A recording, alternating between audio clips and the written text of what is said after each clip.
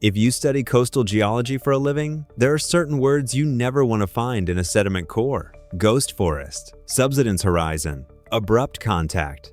Tonight, those words appear in every core drilled along 1,200 kilometers of the Pacific coast, and they all point to the same night, the 26th of January 1700, approximately 9 p.m. Pacific time, though no one called it that yet.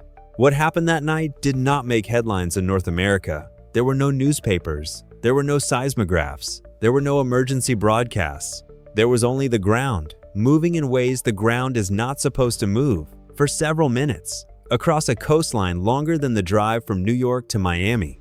And then the ocean came. Before we go any further, if you enjoy what we do here at Project Nightwatch, hit like and subscribe so you don't miss any of our nightly debriefs. Also, drop a comment and tell me where you're watching from. Let's get into it. This is not a story about an earthquake the way most people understand earthquakes. It is not a story about 30 seconds of violent shaking followed by silence and cleanup. It is a story about what happens when the ground itself permanently changes elevation in the space of a single night. When a coastline that existed for centuries simply stops existing. When the ocean does not return to where it was before, because where it was before is now 2 meters underwater. That is what the geological record shows happened on the 26th of January, 1700, along the Pacific Northwest coast. The technical term is coseismic subsidence.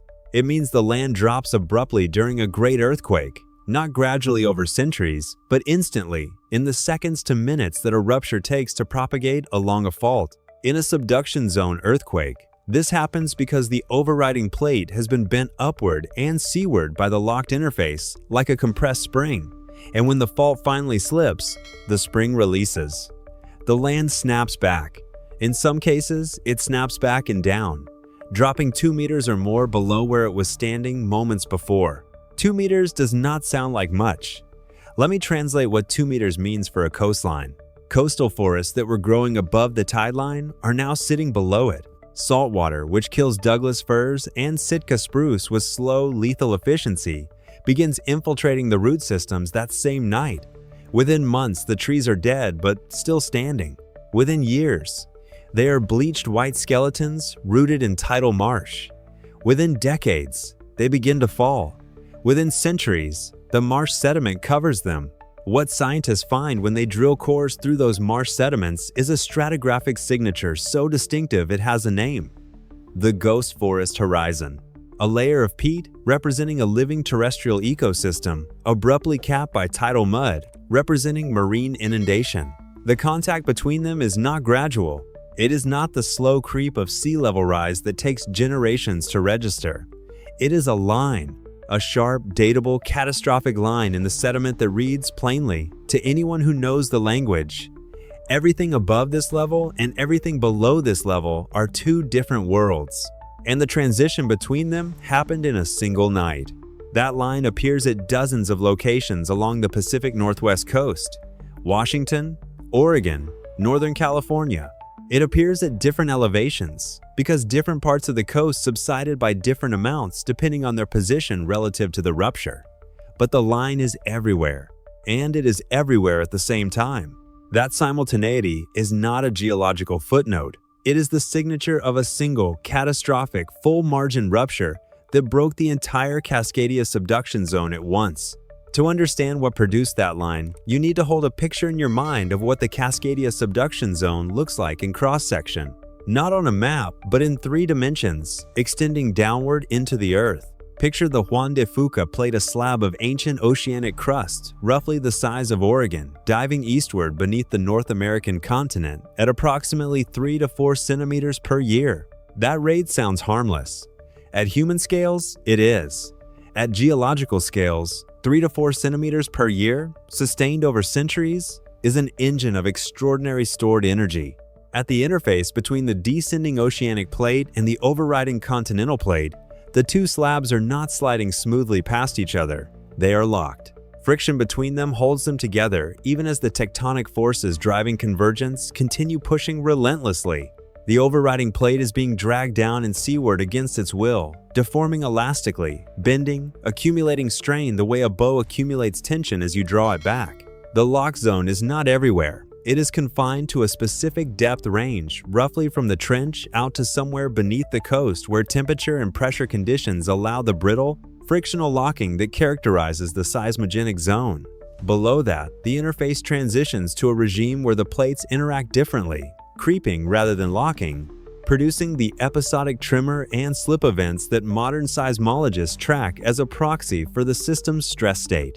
But in the lock zone itself, nothing creeps, nothing releases, everything accumulates. For 1,700, the accumulation had been running for somewhere between 2 and 5 centuries, depending on when the previous great rupture occurred. What that means in concrete physical terms is this. The North American plate above the lock zone had been bending, tilting, straining for hundreds of years. The coast had actually risen slightly relative to where it would sit in equilibrium because the locked interface was dragging it down and seaward, but also forcing it to bow upward above the coupling zone. Geodesists can measure this deformation pattern precisely today using GPS. In 1700, no one could measure it, but it was there. The land was not where it appeared to be. It was under stress. It was waiting. The honest scientific statement about what happened next is that no one knows exactly what triggered the January 26th rupture. Faults do not rupture on schedules. They rupture when the accumulated stress on the locked interface finally exceeds the frictional resistance, holding it together a threshold that depends on hundreds of variables that cannot be precisely measured or predicted. What the paleoseismic record tells us is that Cascadia had ruptured before, repeatedly, and that the 26th of January 1700 was simply the night the threshold was crossed. What happened after the threshold was crossed is better understood. And it happened fast. Not fast by human standards, fast by geological standards, which, in this context, means something genuinely terrifying. The rupture began. Where exactly it nucleated at what point along the 1,200-kilometer locked interface the first slip occurred is not precisely known and cannot be reconstructed from the available evidence. What is known is that once it began, it propagated. Rupture propagation in a great subduction zone earthquake is not a single event, it is a process, a wave of slip, moving along the fault interface at speeds of several kilometers per second, unlocking segment after segment of the interface as it travels. In the 1700 Cascadia earthquake, that rupture propagated for what seismologists estimate was several minutes. Not seconds, minutes. Let me put that in context. The great 1906 San Francisco earthquake, which destroyed a city and killed more than 3,000 people, lasted approximately 45 to 60 seconds. A magnitude 8, a catastrophically destructive earthquake by any human measure, is typically over in under 2 minutes. The 1700 Cascadia event is estimated at magnitude 8.7 to 9.2. The shaking lasted long enough that a person standing on the coast would have had time to understand what was happening, feel the ground continue to move, wonder if it would ever stop, and still be waiting when it continued. Along the coast, as the rupture propagated, the land subsided, not uniformly. The subsidence varied by location, by distance from the rupture zone, by the local geology. Some areas dropped less than a meter. Some areas dropped more than 2 meters. The subsidence was not a gradual settling. It was abrupt, the elastic rebound of a plate that had been bent for centuries, snapping back toward equilibrium in the span of a rupture that lasted minutes. The ghost forest recorded that subsidence. The sediment cores documented it, and the distribution of subsidence amounts along the coast helped scientists reconstruct the spatial extent of the rupture, which portions of the fault slipped, by how much, and what that implies about the total energy released. The picture that emerged from decades of paleoseismic investigation is one of the most consequential findings in North American geological science. The 1700 Cascadia earthquake was a full margin rupture, all of it, from northern Vancouver Island to northern California.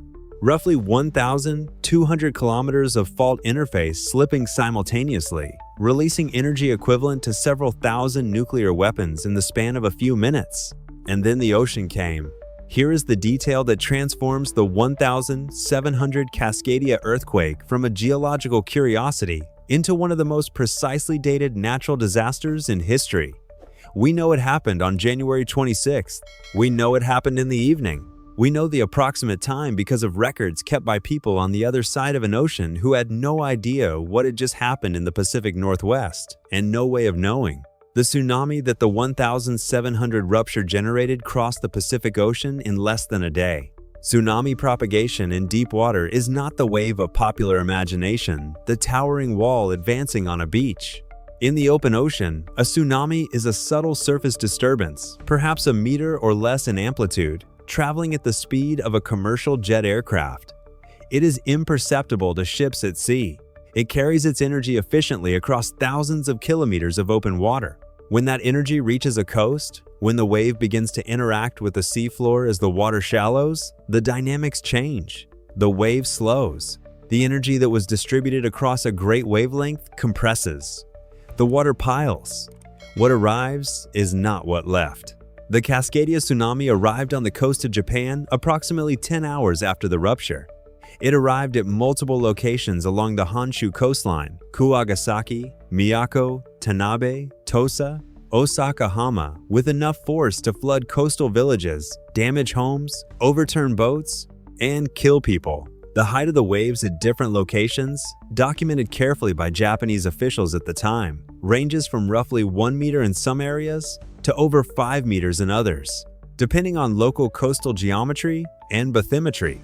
What the Japanese officials also documented was something they found genuinely puzzling. There had been no earthquake. The ground had not shaken in Japan. There was no local source for the wave they were watching destroy their fishing villages.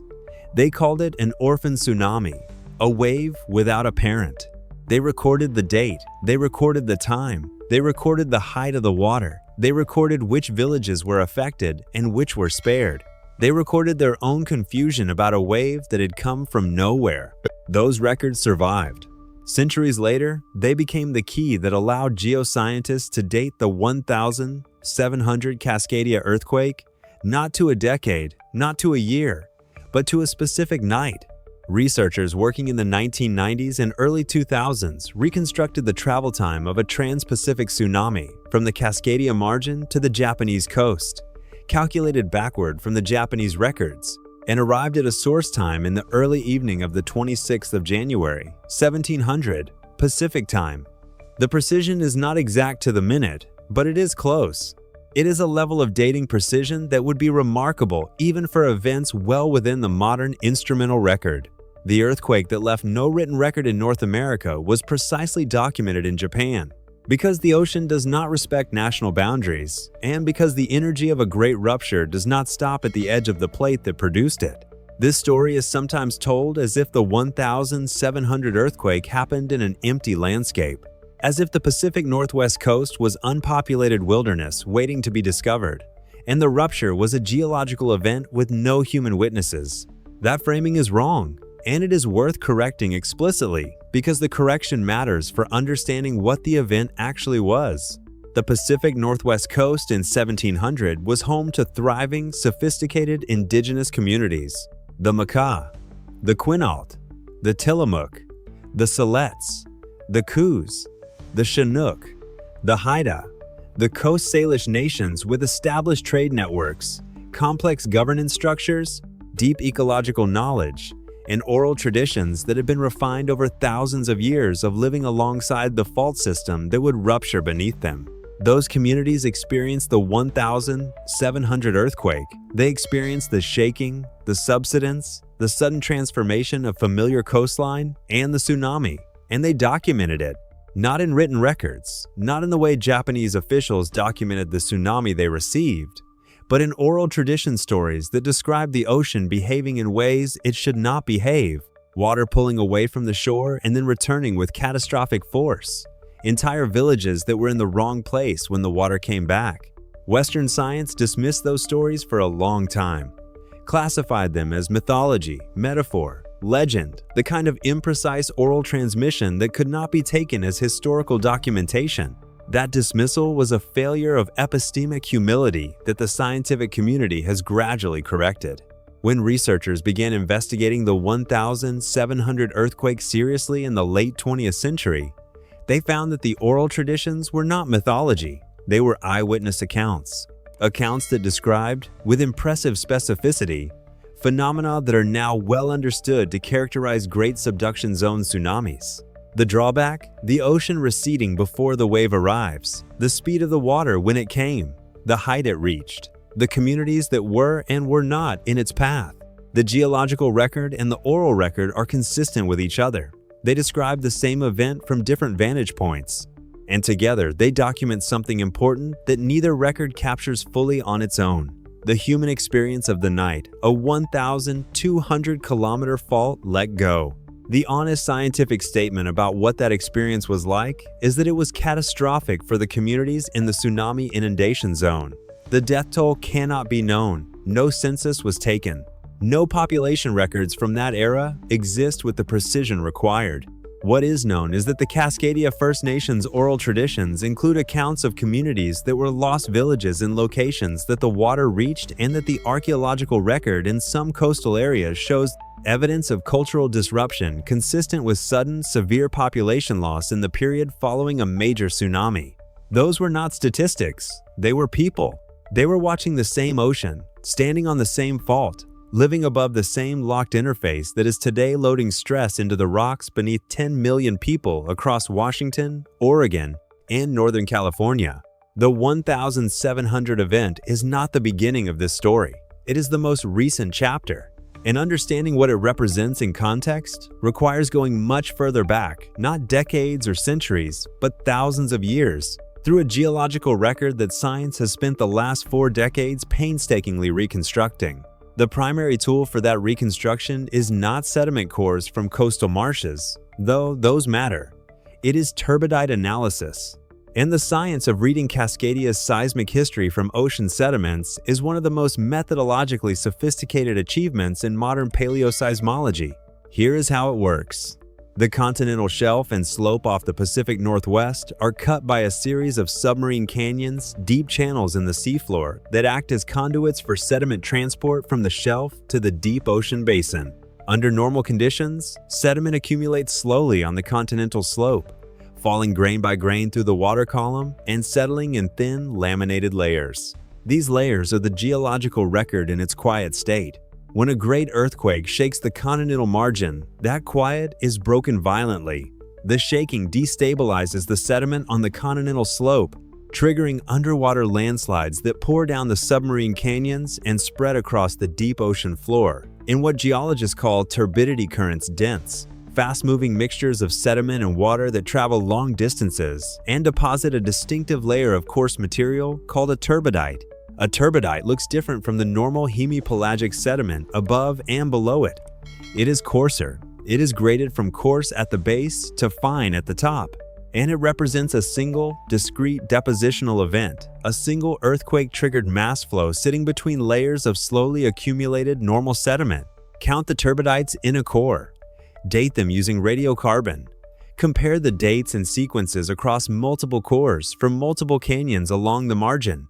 What you get is a timeline of Great Cascadia earthquakes extending back roughly 10,000 years. Imperfect, as all geological records are imperfect, but remarkably complete for the last 3,500 to 4,000 years. What that timeline shows is this. The 1,700 event was not unusual. It was not a freak occurrence in a fault system that otherwise behaves quietly.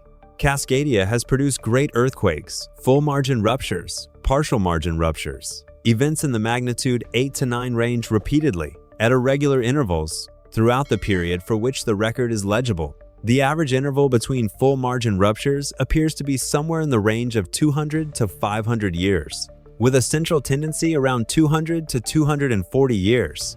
But that average conceals enormous variability. Some intervals in the record are shorter than 100 years, some approach 1,000. The fault does not operate on a schedule. It operates on a stress budget, and when the budget is full, it pays. The budget for the current interval has been filling since the 26th of January 1700. It has now been filling for 326 years, and 326 years is not near the beginning of the distribution. It is not at the middle of the distribution. It sits at approximately the 80th percentile of observed recurrence intervals in the full paleoseismic record. That number does not mean the earthquake is coming next week. It does not mean it is coming next decade. What it means? The only honest thing it can mean is that Cascadia is in the part of its loading history where great earthquakes have repeatedly occurred. The spring has been compressing for 326 years. The bow has been drawn for 326 years. The locked interface has been accumulating stress at 3 to 4 centimeters per year for 326 years. That adds up to 10 to 13 meters of unaccommodated relative plate motion, stored as elastic strain in the rocks of the subduction zone, waiting.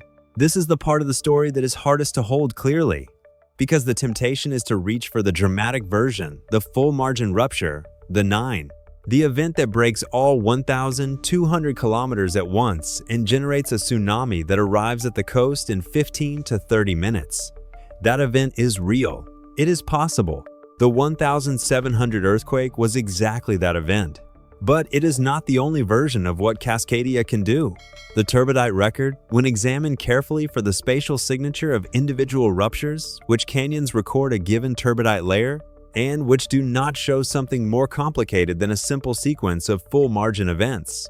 Some layers appear throughout the record, from British Columbia to Northern California, indicating ruptures that broke the entire length of the fault. But other layers appear only in the southern portion of the record, suggesting ruptures that were confined to the segment south of roughly the Oregon-California border. These are partial margin ruptures, and they are documented historical behavior of the Cascadia system, not theoretical scenarios invented to fill a gap in hazard assessment.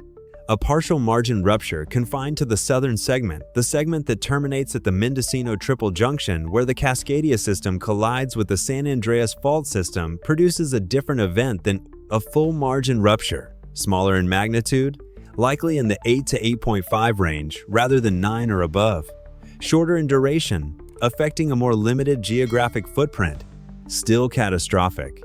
Let me be very clear about that, because the shadow of the full margin scenario can make a magnitude 8 sound almost manageable by comparison. It is not. A magnitude 8 releases roughly 30 times less energy than a magnitude 9. It is still one of the most powerful classes of natural disasters that a human civilization can experience. The shaking would be severe and prolonged. The locally generated tsunami would arrive at the immediately adjacent coast in minutes, not 30 minutes. Minutes reaching heights that would inundate communities built on low-lying ground, on floodplains, on estuaries and river mouths. The communities above the southern Cascadia segment, coastal towns in Northern California and Southern Oregon, have not received the same level of public education about tsunami hazard as the communities in Washington, which have been the focus of most Cascadia preparedness efforts. They are, in some ways, the least prepared communities above the most immediately hazardous portion of the system. This is not an accident. It is a consequence of the dominant public narrative about Cascadia, which centers on the full margin rupture and its effects on Seattle and Portland. That narrative is not wrong, but it is incomplete. And the incompleteness matters for communities whose primary risk may come not from the full margin scenario, but from the partial margin one. There is a limit to what 4,000 years of turbidite cores and coastal marsh stratigraphy can tell you, and that limit is not a failure of the science. It is an honest reflection of what it means to reconstruct the seismic history of a system that operates on geological timescales from physical evidence that survives those timescales imperfectly. The turbidite record gives you a timing sequence. It tells you when the big events happened, roughly, within the precision that radiocarbon dating allows, which is typically plus or minus a few decades for events in the last few thousand years. It tells you something about the spatial extent of individual ruptures, where the record is dense enough to make those comparisons. What it cannot tell you is what the next rupture will look like in detail, whether it will be a full margin event or a partial one, which segment will go first if the rupture is partial, how the stress that is accumulated over 326 years is distributed across the locked interface right now, today, at the resolution that would matter for forecasting. It cannot tell you that because the locked interface is not something you can directly measure. It is 20 to 30 kilometers beneath the surface of the Earth, underwater, beneath the continental shelf. The sensors that would give you the data you need, ocean bottom seismometers directly above the lock zone, high-resolution GPS arrays on the seafloor, direct borehole measurements near the subduction interface do not exist at the density required to answer the question. Not yet. And the historical record, remarkable as it is, contains perhaps 15 to 20 full margin rupture events across the period for which the evidence is legible. That is not a large statistical sample. It is enough to characterize the general behavior of the system. It is not enough to resolve the subtleties of how the system's behavior may have changed over time. Whether the current long interval reflects a phase of the recurrent cycle that systematically produces longer than average waiting times, or whether 326 years of accumulated stress is simply sitting in a loaded fault that has already exceeded most of its historically observed quiet periods. The honest scientific answer to the question of whether Cascadia's next rupture is near or far is the same answer it has always been: